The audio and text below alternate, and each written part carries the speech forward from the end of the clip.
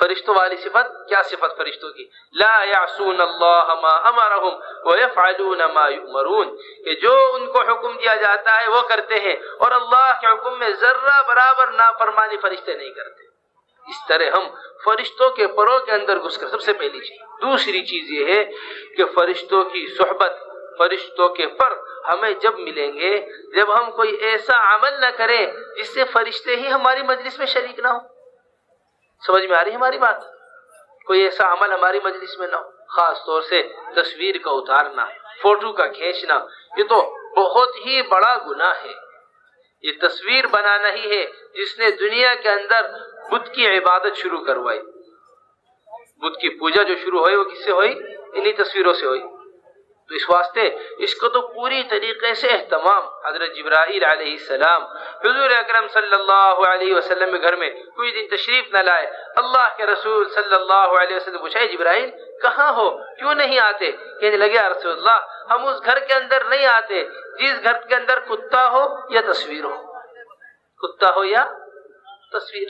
آپ سوچو تو صحیح، پھر ہماری مجالس کے اندر اگر یہ گناہ کا اللہ نہ کرے کام ہوا تو پھر فرشتوں کا کیسے نزول ہوگا؟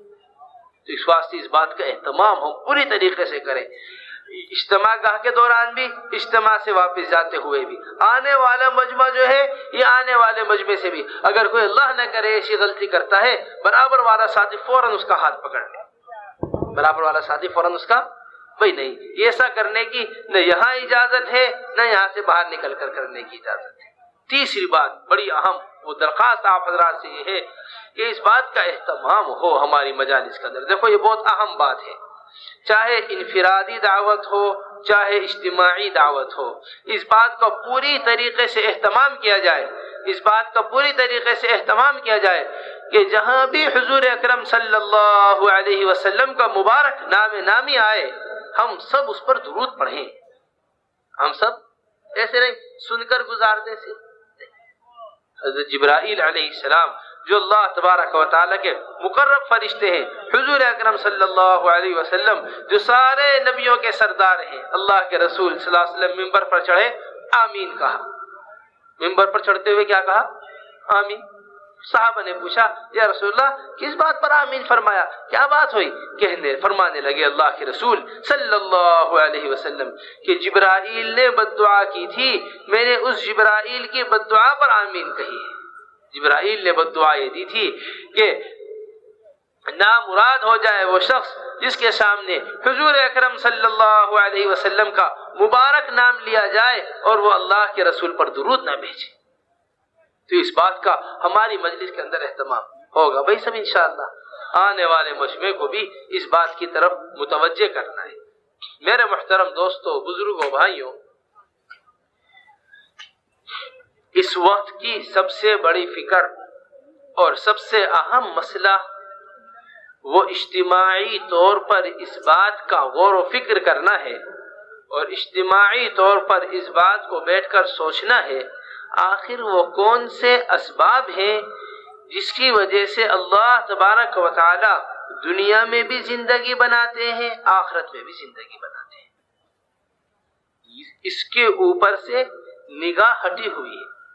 ساری دنیا کا فساد، ساری دنیا کی پریشانی، مسلمانوں کی تنزلی کا جو سب سے بنیادی وجہ ہے، سب سے بنیادی وجہ ہے، وہ یہ وجہ ہے کہ جس چیز کی وجہ سے اللہ تبارک و تعالی نے ہماری سمیت ساری دنیا کی اقوام پر ایک عزت دی تھی، جس چیز کی وجہ سے اللہ تبارک و تعالی نے ساری دنیا کی قوموں کا امام مسلمان کو بنایا تھا کہ دنیا میں زندگی جینے کا طریقہ لوگ ایمان والوں سے سیکھا کرتے تھے، دنیا میں ترقی کا طریقہ لوگ ایمان والوں سے سیکھا کرتے تھے، اخلاق و معاملات لوگ ایمان والوں سے سیکھا کرتے تھے، جتنی بھی زندگی گزارنے کے شعبے تھے ان سارے میں مسلمان جس چیز میں رہبر بنا ہوا تھا، آج وہی مسلمان دنیا میں ایک تنزلی کا شکار ہویا ہوا ہے۔ آخر اس کی کیا وجہ ہے؟ یہ سب سے پہلے غور کرنے کی چیز ہے۔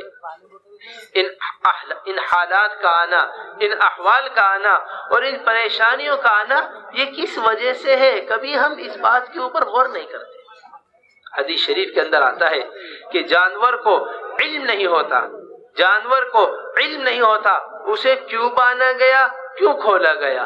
یہ مثال دی ہے ان لوگوں سے جو لوگ اللہ تبارک و تعالیٰ کو مانتے نہیں اور جو لوگ اللہ تبارک و تعالیٰ کو جانتے نہیں. ان کے اوپر جب بھی حالات آتے ہیں، جب بھی پریشانی آتی ہے، یہ حالات کا حل حالات میں ہی تلاش کرتے ہیں، اور حالات کا حل حالات میں تلاش کرنے کی وجہ سے حالات میں ایسے گر جاتے ہیں کہ یہی حالات ان کو لے ڈوبتے ہیں.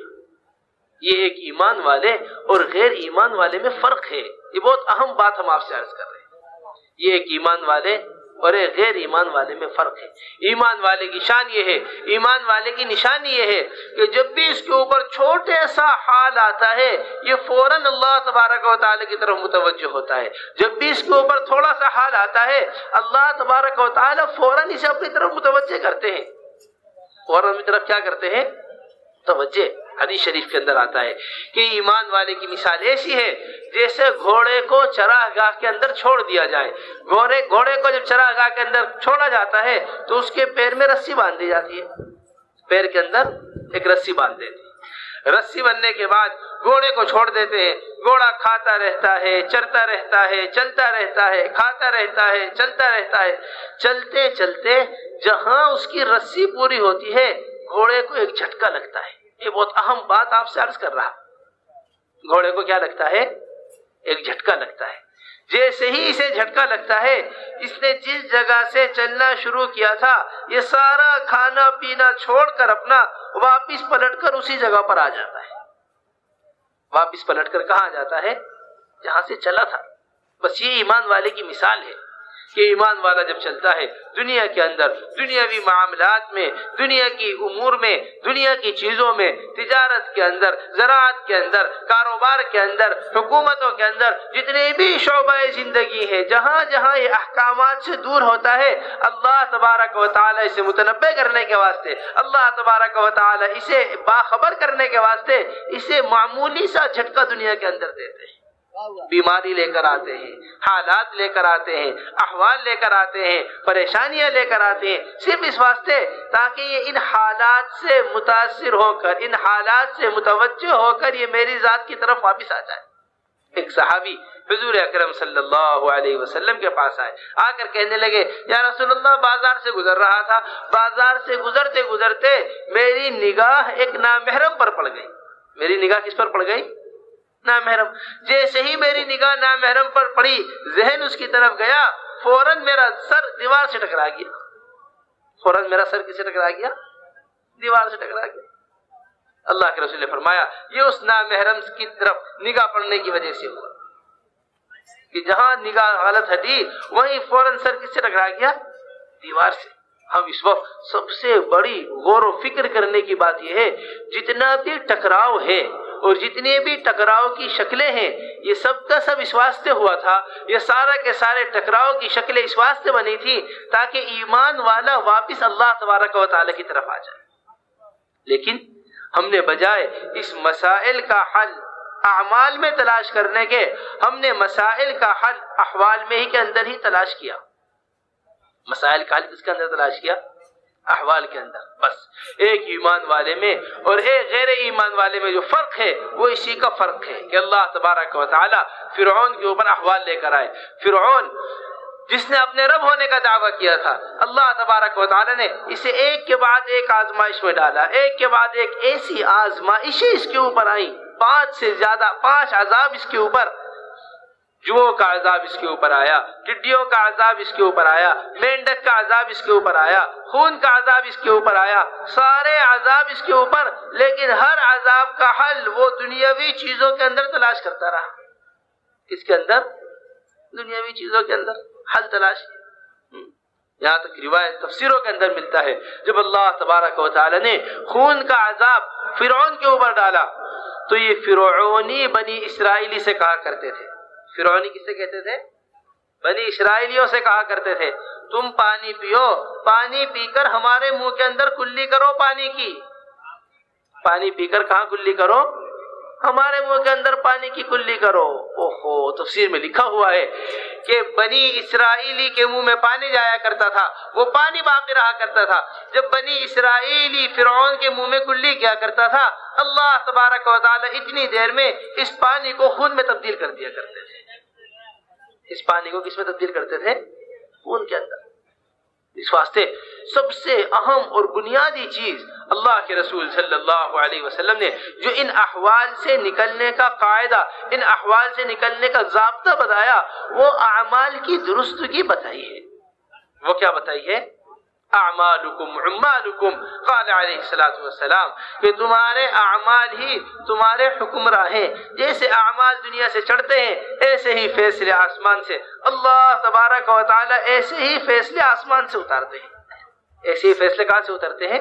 آسمان سے۔ حضور اکرم صلی اللہ علیہ وسلم سفر معراج میں گئے تو لوگوں کے چڑھتے ہوئے اعمال اوپر جاتے ہوئے دیکھے، ان اعمال کے اوپر اترتے ہوئے فیصلے آسمان سے۔ اے جبرائیل، یہ کیا ہے یا رسول اللہ؟ یہ آپ کی امت کے اعمال چڑھ رہے ہیں، ان اعمال کے چڑھنے پر اللہ کے فیصلے اتر رہے ہیں، اللہ کے فیصلے اتر۔ حضرت مولانا صاحب رحمت اللہ علیہ کا بیان پڑھ رہے تھے، حضرت بیان کے اندر فرما رہے ہیں میں یہ نہیں کہتا پورا ملک، میں یہ نہیں کہتا پورا علاقہ، میں یہ نہیں کہتا پورا محل، میں تو یہ کہتا ہوں تم ایک چھوٹی سی جھوپڑی ایسی تیار کر دو جس جھوپڑی کے اندر 100% حضور اکرم صلی اللہ علیہ وسلم والی زندگی گزرتی ہو، اور میں اس جھوپڑی کو سامنے رکھ کر ساری دنیا کے لوگوں سے کہوں گا اپنی ساری ایٹمی طاقت اس جھوپڑی کو اوپر آزما کر دیکھ لو کہ اعمال محمد صلی اللہ علیہ وسلم کی طاقت زیادہ ہے، یہ تمہارے ان ہتھیاروں کی طاقت زیادہ ہے۔ ایک سنت کا ساری دنیا مل کر مقابلہ نہیں کر سکتی۔ حضرت فرماتے تھے کہ پہلے مسلمان اپنے دین کو بگاڑے گا، پہلے مسلمان اپنے دین کو بگاڑے گا، جب یہ بگڑ جائے گا دین، پھر غیر اس دین کے خلاف فیصلے قانون بنائیں گے، پھر غیر دین کے خلاف کیا بنائیں گے؟ قانون۔ اس واسطے جتنے احوال ہیں، جتنی پریشانیاں ہیں، وہ صرف اس واسطے ہیں کہ اعمال میں جیسی پابندی ہونی چاہیے تھی ایسی اعمال کے اندر پابندی نہیں۔ بڑی عجیب و غریب بات حضرت علی رضی اللہ تعالیٰ عنہ فرماتے ہیں، اوہو، سمجھنے کی بات ہے واقعی اگر آ جائے۔ حضرت علی رضی اللہ تعالیٰ عنہ فرمایا کرتے تھے کہ جب مجھ سے میرے پروردگار کا کوئی حکم ٹوٹ جاتا ہے، میرے اللہ کی مجھ سے کوئی نافرمانی ہو جاتی ہے، تو میں اس نافرمانی کے ہونے کا اثر اپنے جانوروں کے اندر دیکھتا ہوں۔ اس نافرمانی کے ہونے کا اثر کہاں دیکھتا ہوں؟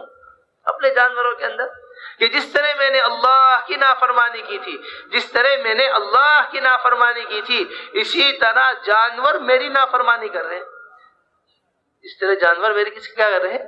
نافرمانی کر رہے ہیں۔ ہم اس بات کو غور کریں، غور و فکر کریں۔ اس واسطے سب سے پہلی درستگی وہ اعمال کی درستگی، اور اعمال کا سارا دار و مدار، یہ بہت اہم بات ہے میرے محترم دوستو، اعمال کا سارا دار و مدار جو ہے وہ ایمان کے اوپر ہے۔ نماز قبول نہیں ہوتی جب تک ایمان موجود نہ ہو، عبادات قبول نہیں ہوتی جب تک ایمان موجود نہ ہو، اخلاق و معاملات قبول نہیں ہوتے جب تک ایمان موجود نہ ہو۔ اللہ تبارک و تعالیٰ کے وعدے جو ایک ایک ایمان والے کے اوپر وعدے ہیں، یہ وعدے پورے نہیں ہوتے جب تک اس کے دل میں ایمان موجود نہ ہو۔ عمر رضی اللہ تعالیٰ عنہ راہب کو دیکھ کر رونے لگے، جس کی شکل کے اوپر کیا تھی؟ عبادت کی تھکاوٹ اور عبادت کے آثار، جس کے اوپر ملک شام جاتے ہوئے راستے میں ایک راہب ملا۔ عمر رضی اللہ تعالیٰ نے بلوایا، کہا لوگوں نے، نہیں امیر المومنین، یہ راہب کسی سے ملتا جلتا نہیں، یہ تو بس صرف اپنی عبادت میں لگا رہتے۔ فرمایا نہیں، اسے میرے پاس لے کر آؤ۔ اسے لایا گیا تو عمر رضی اللہ تعالیٰ نے اس کا چہرہ دیکھ کر رونے لگے۔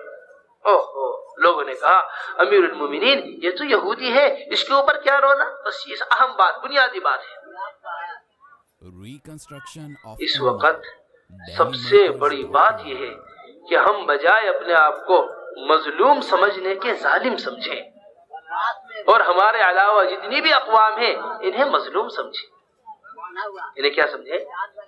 ان کی 2 دن کی زندگی، ان کی 4 دن کی زندگی، ان کی 2-4 دن کی زندگی کو دیکھ کر ہم متاثر ہو جاتے ہیں، جبکہ اللہ تبارک و تعالی نے دنیا کو جیل خانہ ایمان والے کے لیے بنایا ہے، جنت بنایا ہے غیروں کے لیے۔ اگر کوئی اپنی جنت میں مزہ نہ کرے تو پھر کہاں مزے کرے گا؟